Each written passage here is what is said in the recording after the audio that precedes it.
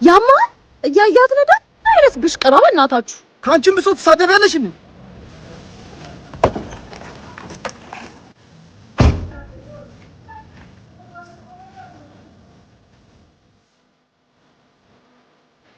ሂዊ አቤት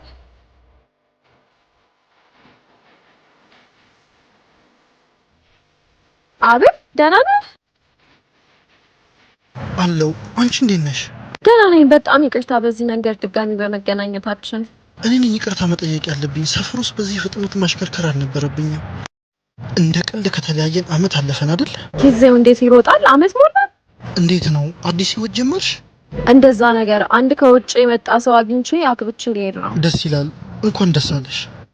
አንተስ አገባክ? ሴቶቹን ባንቺ አይን እያየኋቸው ነው መሰለኝ ጎለው ነው የሚታዩኝ። ስላገኘሁሽ ግን በጣም ደስ ብሎኛል። እኔም ቅር ካላለ ሰርጌ ላይ ብትገኝ ደስ ይለኛል። ልችል ከሆነ ችግር የለም እመጣለሁ። እሺ ባይ